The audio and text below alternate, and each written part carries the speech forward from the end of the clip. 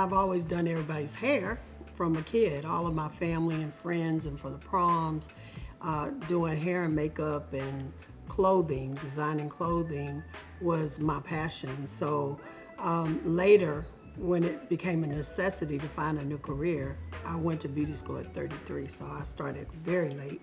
And I never worked for anybody else. I just went straight into my own salon because by the time I got finished, I had a clientele built. So that's not the usual story. What was your story?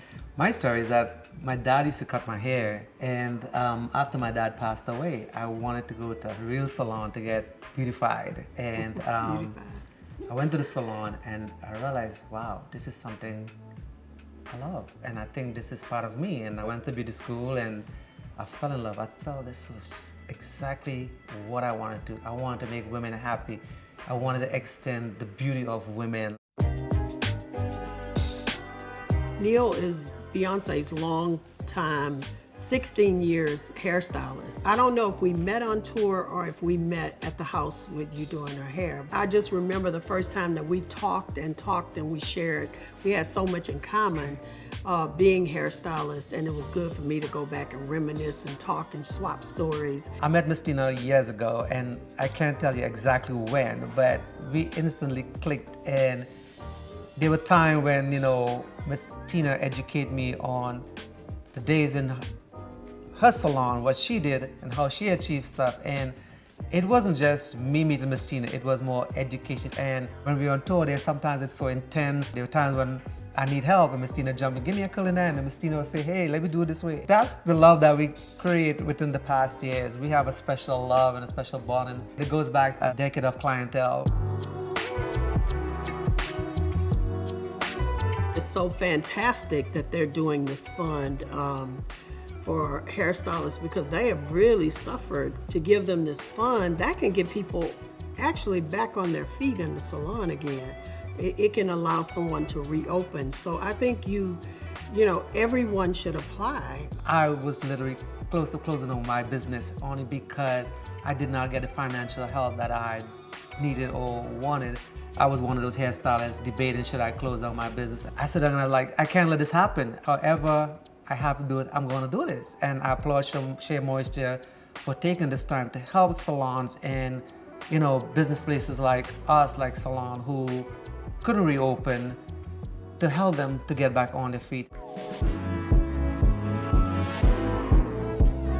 You know, something that I was told, and I passed it on, is that as long as you're doing hair, you will never be broke unless you choose to, because there is always a way to make money.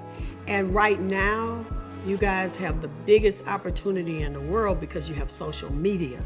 So you can get on social media, do Instagram, show hairstyles, show yourself in training, and market yourself that way. We didn't have that. I mean, I didn't have anything like that. I had to do it, you know, word of mouth and from just passing out flyers and advertising.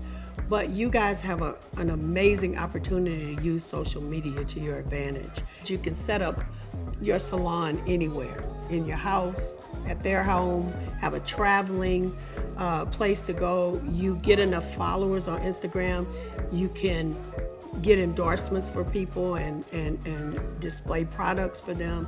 So the sky is the limit right now. It really is. If you want to make it, you gotta go out there and do it. There's no other way around. I did hair in a bathroom. I did hair in the kitchen. You're still doing hair in the bathroom. And we still do it, yeah. I do that. Yes, we're still doing that, yes. When I started my salon, I started from like almost zero. And what we did is target companies that have a lot of women. So it can be the telephone company, it can be the post office, and we gave specials on certain days to the whole post office staff. And you can imagine how many people. We did hair for $9.95. You got a conditioner, a blow dry, a style, and we killed it. And I'll tell you, the clientele built so fast that we couldn't even keep up because you targeting your marketplace, and you got to get out and market yourself. That's really important. I talk to stylists all the time, and they're like, I'm trying to build my clientele. Well, what are you doing to market yourself? Are you trying to target organizations? Are you doing hair for free to get those people in? Because at the end of the day, those people can be your ambassadors. They can bring you in clients. So don't be afraid to give back too. It's more than just doing the hair. It's more than just doing hair. Education is very important, and social media do play an important part in our career now, because back to the years there was no social media, but now you put up a post about something amazing that you did and you talked about it, it could go viral in minutes. Educate yourself, do a little, education about your work and post it, and people gravitate to that. For me, as a young man in a salon, I never thought about owning my own salon. I worked in this salon for over 20 years, and I had a great friendship with the owner, and he decided he was retiring. He offered me the salon, I bought it. There's many challenges in a salon. It's very competitive. To be the best, you have to keep educating yourself, go to classes, go to seminars, and educate yourself to stand out from the rest. And never give up. If there's something that you want, you have to dedicate yourself. You have to work hard, spend a lot of time in your business. And in order for your business to grow and to work, you have to be a part of it. You have to be a leader. You have to support your stylist, and something that I do. There are times you have to be not only a boss, you have to go and educate and help your stylist. I mean, a lot of stylists don't share their knowledge, and it's something that I have done. And I mean, Miss Tina will tell you, back in the day, hairstylists would never teach you or try to help you. You have to go there and learn and figure it out on your own. But now I reach a place in my life that I can go and educate. As long as you're open for me to educate you, I'm willing to do that. Decide what you want for yourself, envision it, write it down, but have a plan, because a lot of people stumble into things and they don't have a definite business plan for it. And you don't have to have a fancy business plan. Just write down what your goals are.